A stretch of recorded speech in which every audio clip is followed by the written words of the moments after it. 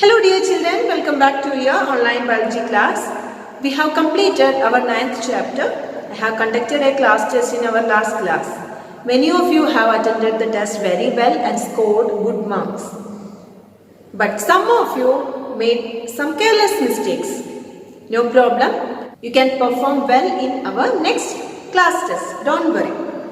So children, study well and read the lesson regularly. Today, we are going to start a new lesson. That is our last lesson. Lesson number 16. Garbage in and garbage out. Children, what do you feel when you hear the name of this lesson? Yes, this lesson is all about the garbage. We all throw out different types of waste materials in our daily life. It may be food waste or plastic waste. We generate so much garbage in our day-to-day activities. We often throw groundnut shell on public places, in buses or trains after eating the nuts.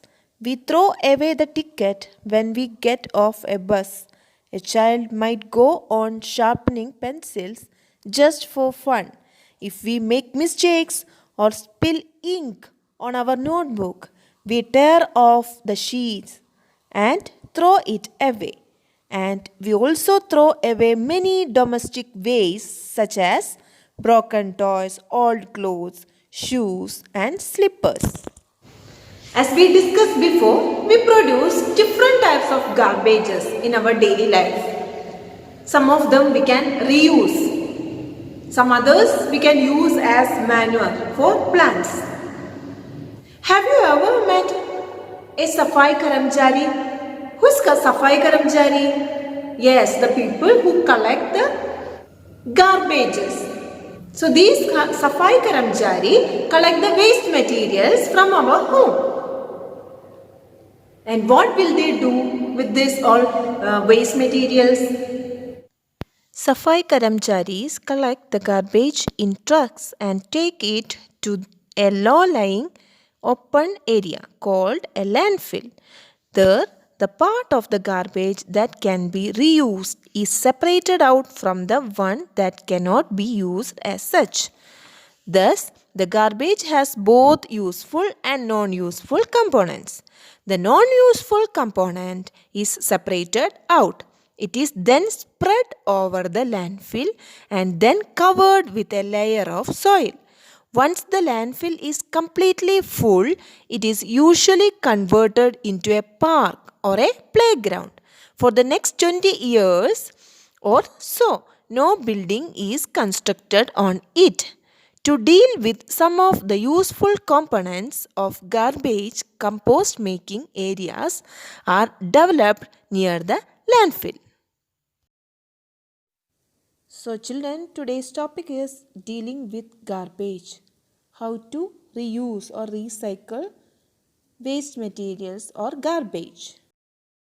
Children, careless lying garbage attracts disease-causing insects. So it is necessary to dispose the waste materials in a proper way.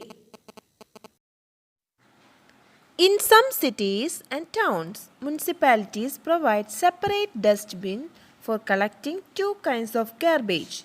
Usually, one is colored blue and the other green.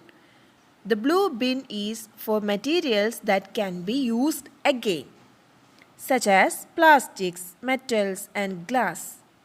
Did you notice that these are the materials that do not rot in the garbage heaps? The green bins are for collecting kitchen and other plant or animal waste. You may have noticed that this type of waste rot completely when buried in the soil. Have you noticed garbage heaps of dried leaves on the roadside? Most of the time these are burned. Farmers too often burn the husk, dried leaves and part of crop plants in their fields after harvesting. Burning of these produces smoke and gases that are harmful to our health. We should try to stop such practices. So what we have to do with all these waste? These waste could be converted into useful compost. What is composting? The rotting and conversion of some materials into manure is called composting. So, the method of preparing compost with the help of redworms is called vermicomposting. Children, the earthworm called redworm is used for vermicomposting. Let's check how to make manure by vermicomposting. Okay, watch the video. Vermicomposting. Vermicomposting is a method of making compost with the help of red worms. We know that earthworms are called farmers' friends. Redworm is a type of earthworm. Let us understand the process of vermicomposting in detail. First, we need to dig a pit about 30 centimeters deep. If it is not possible to find a place to dig a pit, you can even use a wooden box. This box should be placed where the temperature is neither too hot nor too cold. It means the box should be placed in a shade where there is no direct sunlight or snow. Spread a net or a chicken mesh at the bottom of the box. We can also spread 1 or 2 centimeters of thick layer of sand at the bottom of the box. Now, we need to spread some vegetable wastes, including peels of fruits. One can also add dried animal dung, green leaves, pieces of newspaper, husk, etc. Remember, plastic-coated or shiny paper should not be used. Now, water should be sprinkled to make the layer moist. But care should be taken that we do not use excess water. Also, the layer of waste should not be pressed. In fact, it should be kept loose so that it has sufficient air and moisture. Now, our pit is ready for the red worms to work on. We need to cover these worms either with a gunny bag or a layer of grass or an old sheet of cloth. Before covering the worms, we need to keep some food for them. The food may include fruit and vegetable peels, coffee and tea remains, and weeds. Remember that wastes that contain salt, pickles, oil, vinegar, meat, or milk should not be used as food for the worms, because these substances help in the growth of disease-causing small organisms. The red worm do not have teeth. They have a structure called a gizzard. It is advisable to add eggshells or seashells. The shells help the red worms to grind their food.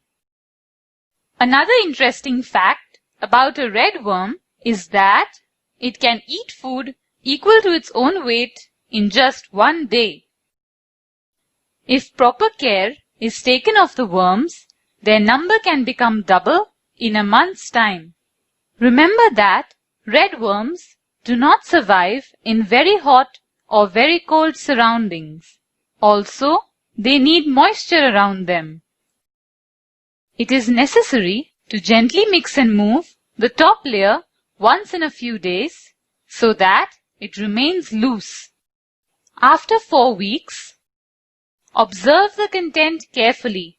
You will find that it looks like soil. This means that the vermicompost is ready. Now, to remove the compost, we have to put some food wastes in one corner of the box so that the worms move towards it.